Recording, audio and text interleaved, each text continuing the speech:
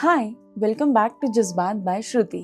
आज ना मैं आपको एक कहानी सुनाने वाली हूँ और ये कहानी किसकी है ये मैं आपको वीडियो के एंड में ज़रूर बताऊंगी। ये कहानी शुरू होती है एक औरत से जिसकी उम्र 55 साल के आसपास की है।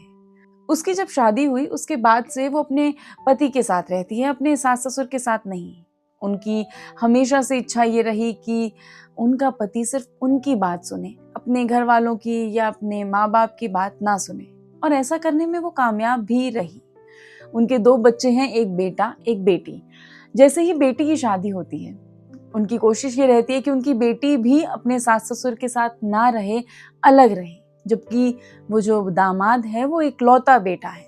तो वो ऐसा करने में भी कामयाब हो जाती है और उनकी बेटी अपने सास ससुर के साथ नहीं रहती, वो भी अपने हस्बैंड के साथ अकेले रहती है।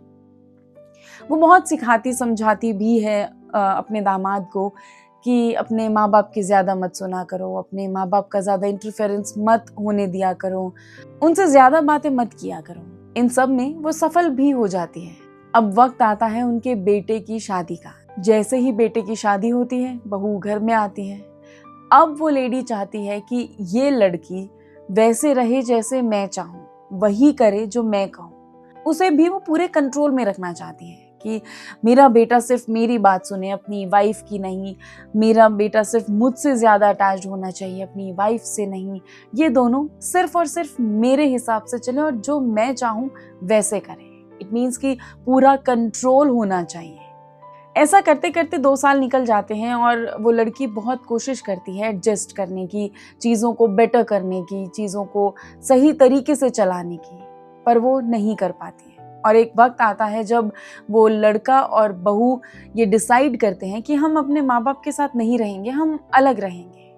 और जैसे ही ये बात उस माता जी को पता चलती है वो बहुत हर्ट हो जाती है और उस बहू को अनाप शनाप ब्लेम करने लगती है कि तूने हमारा घर तोड़ दिया, तूने मेरे बेटे को मुझसे दूर कर दिया, हमारा इतना अच्छा घर परिवार होता था, तेरी वजह से सब खराब हो गया। और सोचिए कि वही औरत है जिसने अपनी बेटी को सीख दी थी अलग रहने की, जो खुद अलग रही शादी के बाद से। पर जब उसके साथ ऐसा होने लगा तो उसे बहुत बुरा लगा।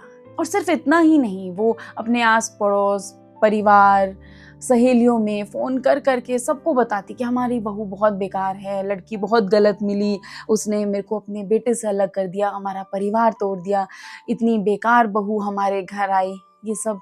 और जैसे ही वो कभी आस पड़ोस में बैठी भी होती तो वो सिर्फ अपनी बहू को ब्लेम करती, मेरा बेटा तो बहुत अच्छा है, बस बहू ही बहुत खराब आई है। और ये वो औरतें हैं जो प्राइड लेती हैं इस चीज़ में कि अगर किसी सो एंड सो के बेटे ने अपने माँ बाप को चुना ओवर अपनी वाइफ के, चाहे वो वाइफ सही हो, तो इन्हें बहुत अच्छा लगता है कि देखा उस लड़के ने अपने माँ बाप को नहीं छोड़ा, उस लड़के ने तो अपनी वाइफ को छोड़ दिया पर अपने माँ बाप को नहीं छोड़ा।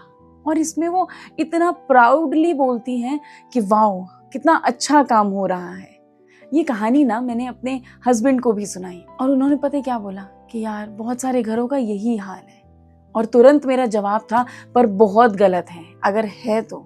और है ही, आई एम श्योर आपने अपने आसपास ऐसी कहानियां या तो देखी होंगी या सुनी होंगी। और ये इतना नॉर्मलाइज हो चुका है कि लोग इसके बारे में बात भी नहीं करते हैं। मुझे ये कहानी मेरी एक फॉलोअर ने भेजी कि मैम मेरे पड़ोस में ऐसी ऐसी कहानी है और मैं चाहती हूँ कि आप इस बारे में थोड़ा बात करें। और पता है मुझे दुख किस बात का हुआ कि हम सिर्फ इतना चाह रहे हैं कि एटलीस्ट इन सब चीज़ों के बारे में बात हो। सॉल्यूशन तो बहुत दूर की बात रह गई, इस बारे में बात भी नहीं करते हैं हम, सोसाइटी के डर से, उन रिश्तों के डर से जो ऑलरेडी खोखले हैं। सिर्फ किसी एक इंसान की ईगो को सेटिस्फाई करने के लिए, किसी एक इंसान का ये डर है कि कहीं उसका कंट्रोल ना चला जाए, कहीं उसकी पावर लूज ना हो जाए, और इस चीज़ के चलते वो अपने खुद के बेटे का घर बर्बाद कर सकती हैं और उसके बाद बहुत प्राउडली कह सकती हैं कि मेरा बेटा बहुत अच्छा है, उसने अपनी बीवी को छोड़ दिया। अगर यही उसका खुद का पति करता तो, यही उसका दामाद करता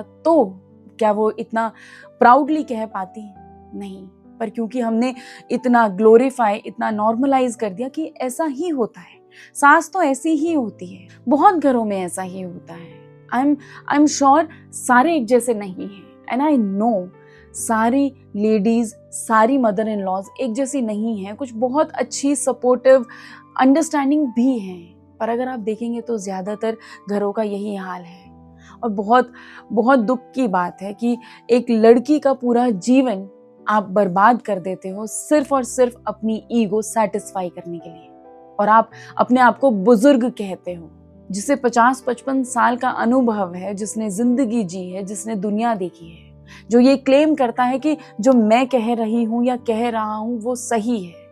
और कभी कभी मुझे लगता है कि उनके अलावा जितने भी बुजुर्ग लोग हैं जो ये कहते हैं और मानते हैं कि उन्होंने बहुत जिंदगी जी है, उन्हें सही गलत का पता है, वो बच्चों को सिखाना चाहते हैं, तो वो अपने आसपास वाले लोगों को क्यों नहीं सिखाते हैं कि तुम गलत कर रहे हो या कर रही हो?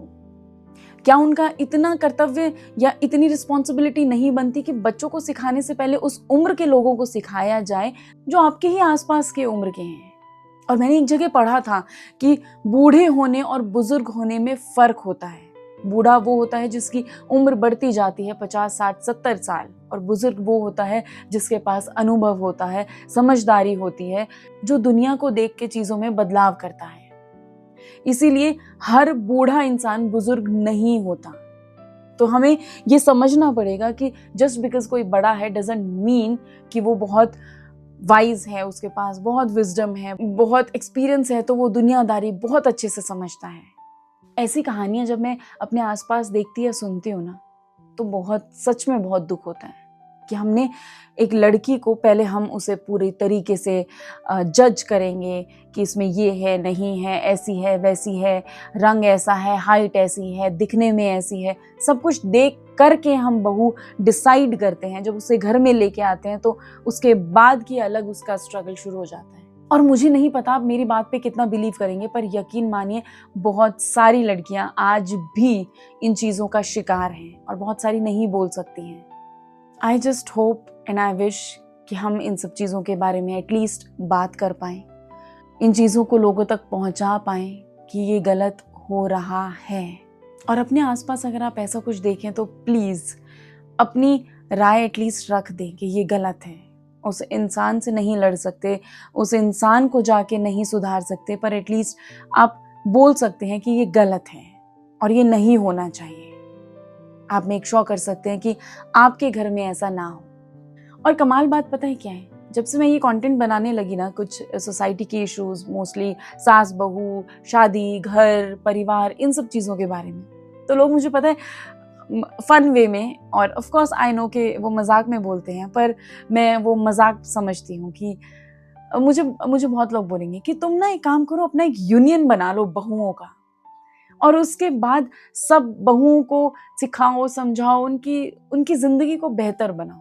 और तब तो मैं उसे हंसी में उड़ा जाती हूँ, लेकिन मुझे बुरा लगता है कि जहाँ जिनके साथ गलत हो रहा है ना, तो हम ना उसे बहुत ही नज़रअंदाज कर देते हैं, इतना नॉर्मल मान लेते हैं कि ये तो होता ही है, इसमें क्या करना है, और ये जो झंडा लेके चल रही है क्या ही कर लेगी। आई नो मैं नहीं कर सकती, मैं कोई बहुत बड़ा बदलाव नहीं ला सकती, पर मैं अपनी सेटिस्फेक्शन के लिए, मुझे रात को शांति से नींद आई, इसलिए I just want to speak about it. I want कि जो लोग मुझे अप्रोच कर रहे हैं या जो आसपास हो रहा है या जो सोसाइटी में होता है उसके बारे में एटलीस्ट हम बात तो कर लें।